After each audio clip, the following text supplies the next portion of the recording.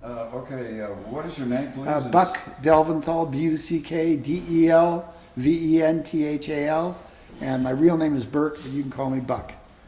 How did you get in the name Buck? Bert, Buck.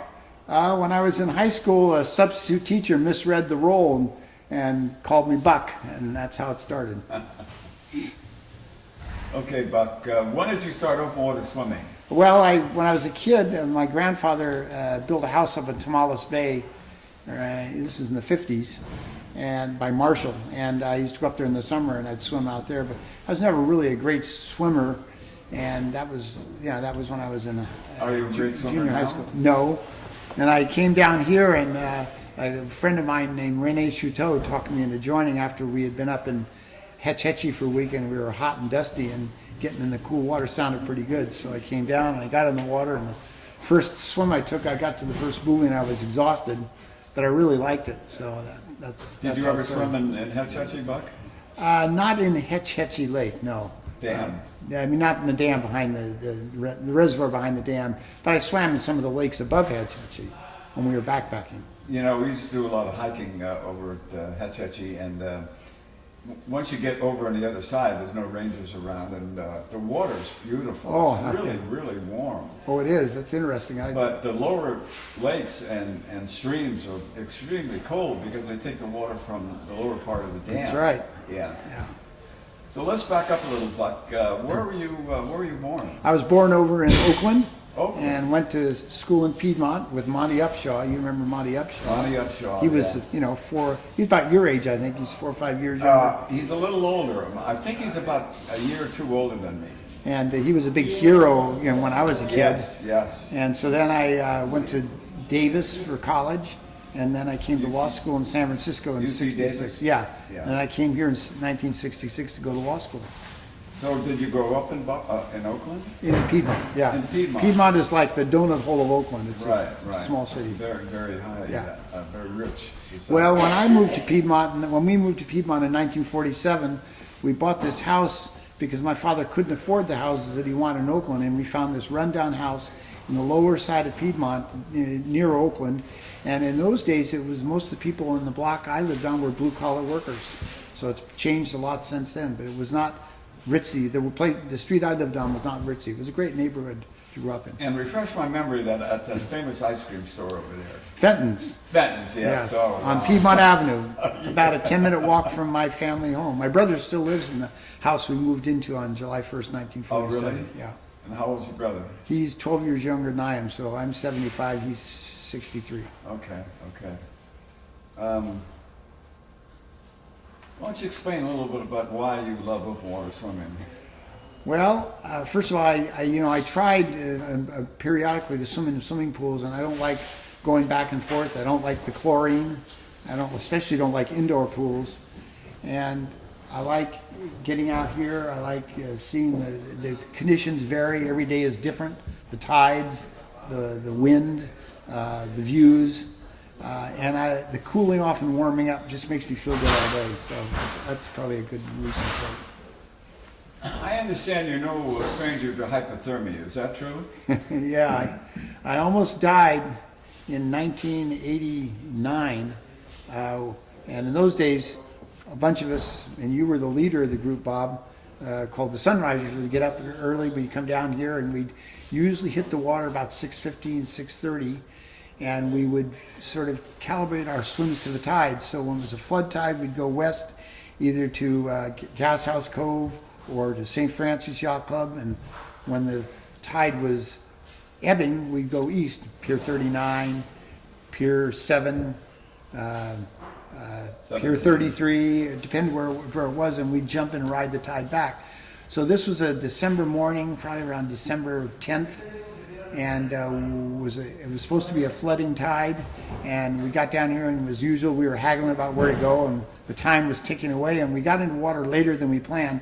So we were going to do a yacht harbor, but instead we went in and put in by the Marina Green. There's this little building down the Marina Green called the degaussing station. It's still there, and there's a little set of stairs that are kind of slick and full of seaweed, and you got it very slippery, so you have to sit down on your butt and slide down. We called it the Stairway to the Stars. So we put in there, to swim back. And in those days, I didn't use any flippers or anything, and I'm a very, very slow swimmer, and I was pretty lean then. And so we headed off to swim back to Aquatic Park, and we had set off somebody in a kayak to be our pilot. We were pretty lax about pilots. We didn't have power boats, but we had somebody in a kayak, and she headed out of Aquatic Park. And the night before, it had been raining. It was rough, and she almost flipped over at the mouth of the cove, so she turned around and came back. So I get in the water and I start swimming, and we were late, so it was the end of the flood, and it had been raining the night before, and so there was a lot of runoff, freshets, and there was no flood tide.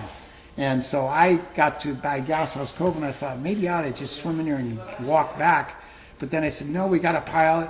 I'll just meet up with the pilot and I'll be okay. Well, I got along the Muni Pier, and by that time the tide had changed. It was ebbing, and I just inched my way along Muni Pier, and I got into the mouth of the cove and swam to the buoy that's right at the mouth and grabbed onto that buoy, and I was just exhausted. I never felt that type of fatigue. Exhausted or cold type of term? I didn't remember feeling cold. I felt exhausted. And so I swam to another buoy and grabbed onto it and swam and that's the last I remember until I woke up in the hospital, and my boss, the city attorney, was there looking at me in the hospital, and the mayor was there, and the doctor told me that when they got me to the hospital, my heartbeat was about 15. My lungs were like 85 or 90% full of water, and my core temperature was about 85 degrees. And it just turned out this guy in the Dolphin Club, a guy named Bill Horgos, had been out swimming, and he had done a swim, and then he came back and he was going to head in, and some gal came out and said, why don't you do a swim with me? So he got back in the water, and he swam down towards the flag and found me down there and pulled me out. And that's the story. Wasn't your time, Buck. You know why? Why is You that? still have a mission in life. Okay. I'm still trying to figure out what it is. Yeah, right. What do you think about when you're swimming out there, Buck?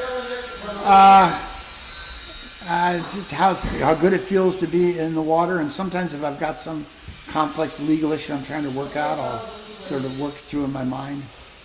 Sometimes I just enjoy feeling the water slide by. And how long do you swim? Oh, usually about half hour to 40 minutes.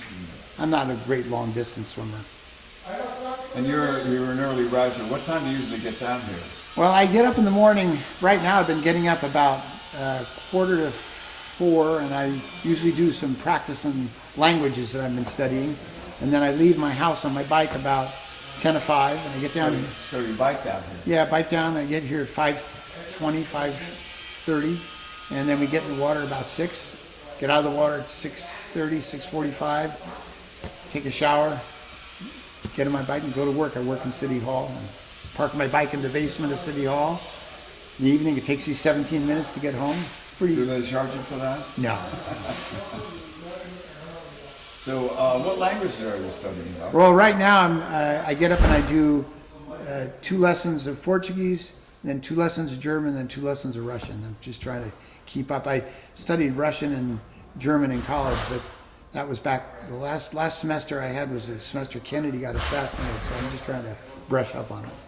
So why are you studying that? I don't know, I just like it, and just try to keep my mind sharp. Can you converse in it? Yeah, oh yeah. I can converse very well in French, pretty well in Spanish, and I can get along in Portuguese, and German not so much. I only had 1 semester of German. In Russian, I had 3 semesters, so. I guess you can talk to Renee then, huh? Oh, sure. Absolutely.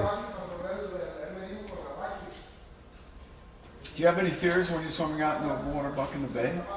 Not really. Once in a while, I might, especially in the winter, get out there and realize there's a very strong current, and I think, oh my God, am I going to make it? But I wear flippers now, so I don't really have any problems. No fears. Getting back to that fateful day, how long do you think you were in the water? Probably an hour and 15 minutes, an hour and 20 minutes. It was real cold. It was probably 50 degrees.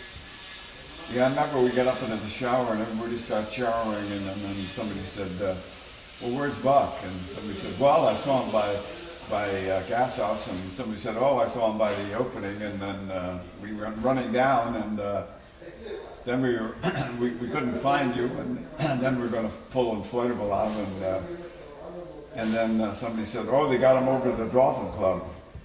And it was really, really strange. You're over there and they had you on the floor and you were still semi-conscious and you were growling. It was unbelievable, like a bear. Probably trying to breathe. Yeah, right, yeah. But what a miracle. I remember I was working at the hospital at the time and I came down to see you when it was around 1:30 in the afternoon. I felt your leg and it was still cold. The doctor told me that when they got me in the ambulance, got me to the hospital, they were trying to intubate me, get a tube down into my lungs.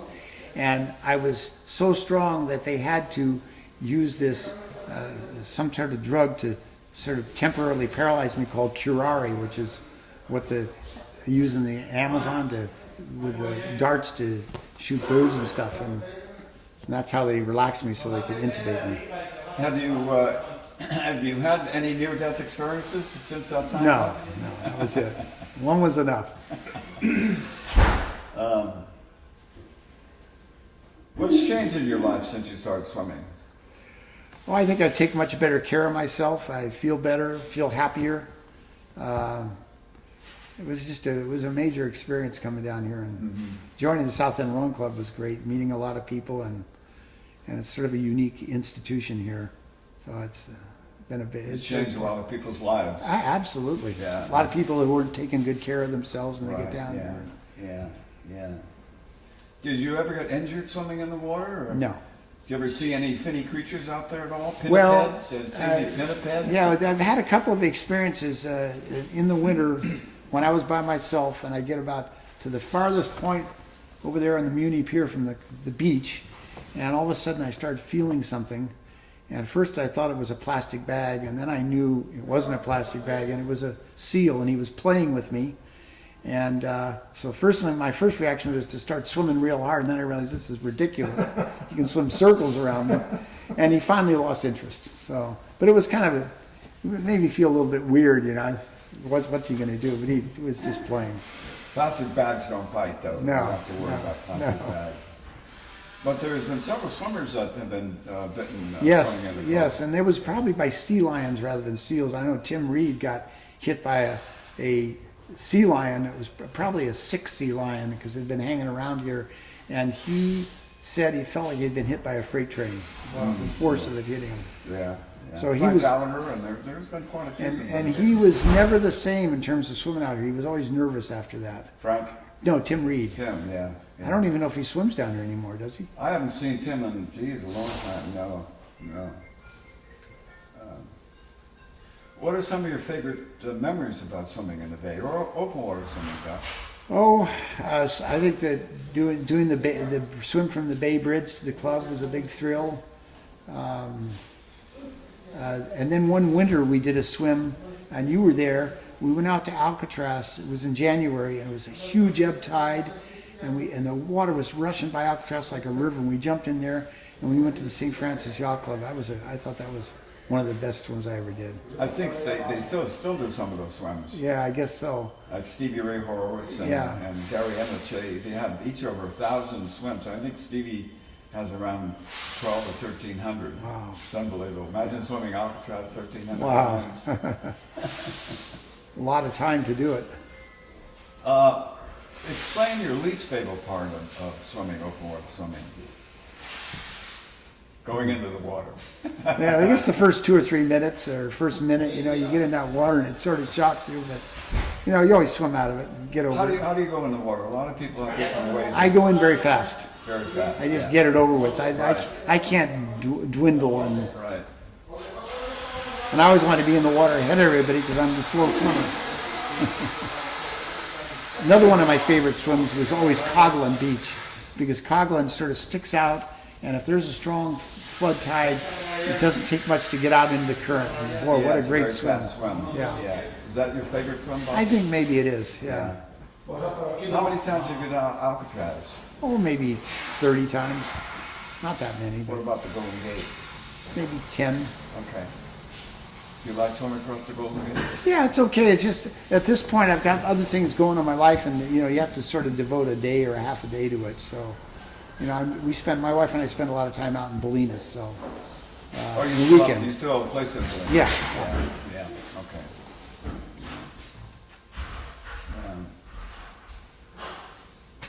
What do you do after you get out of the water? Sprint into the shower and the sauna? I go into the shower and then I get in the sauna a little while. Now that I'm riding my bike, I dress in the sauna and then I usually get out of there because going up the hill is going to warm me up on the bike. So that's one of the great things about the bike. Are you so cold when you get on the bike to go to work? Sometimes, but by the time I get up the hill, I'm warmed up. Have you ever been injured riding your bike? No. Well, yeah, years ago, I was doing a ride. I did a ride, went out to the zoo and then the Cliff House and then around Land's End and came down here and I was coming out of the Presidio and the old Beltline Railroad tracks. They used to go right in front of the club and through the tunnel under Fort Mason and then along the marina and enter the Presidio down there just beyond Yacht Harbor. The tracks were there and my bike hit those tracks and it was wet and went sideways and I went down, twisted my knee. A lot of people have been injured on those tracks. And in fact, right now they're in the process of removing all those tracks. Yeah. And they've been doing that for about, 3 or 4 months now. Yeah. Maybe someday they'll put them back in because, if you want to reduce traffic, we could have these old streetcars run past here through Fort Mason down to the marina. And Well, there's talk about doing that, yes. I think they might do that someday. Yeah, right. Do you have any swimming mentors that have inspired you over the years? Well, you're one of them. I'd say you're the main one. I mean, you got us going with the Sunrisers. It was a great era. Tell us a little about the Sunrisers. Well, it's just a group of people who would get down here early in the morning and we'd socialize and then we'd go swim. And, always look forward to it every day. And there'd be a period of ebb tides and we'd go down to Pier 7 and jump in there and the summer and the sunlight. And it was great. I think that's the thing I like the most. I understand they were kind of a loose group of swimmers. Is that true? Didn't have any rules. Yes, so that's right. We talk about the Dolphin Club as being the Apollonians and the Southenders as the Dionysians. Dolphin Club has all kinds of rules, and they kick people out of the club if they disobey rules, like swimming out of the cove.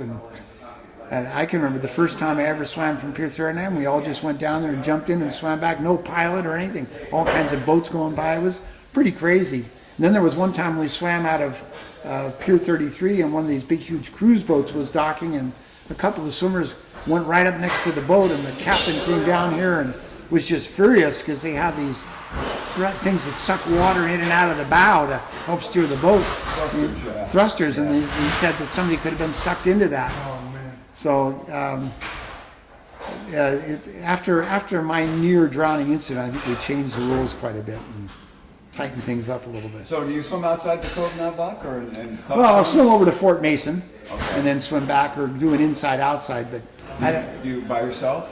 No. We go with a group usually. Yeah. And one of my favorite swims now is on a very high tide and strong flood. Go through under Farnsworth Gap and over to Fort Mason and then swim back on the tide. Now, what is the Farnsworth Gap? Where the Muni Pier joins the land, there's a little place at a high tide you can get through out of Aquatic Park and get over to Fort Mason. And it's called the Farnsworth Gap because on one of these crazy New Year's swims when the tides just went wild and they came close to losing some people, George Farnsworth, he didn't make it to the cove because the ebb tide was so strong, and he swam around along the Muni Pier and came in under the Muni Pier, and that's how it got the name Farnsworth Gap. What does the South End Rowing Club mean to you, Buck?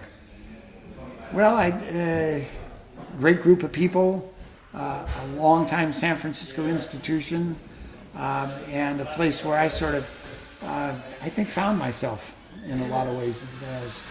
Started taking better care of myself and enjoying physical activity and associating with people with similar inclinations. You always had a kind of a moderate lifestyle, haven't you, Buck? Yeah, pretty moderate. Moderate drinker. Do you ever smoke? No. Yeah. But I didn't exercise as regularly as I did after I joined the club.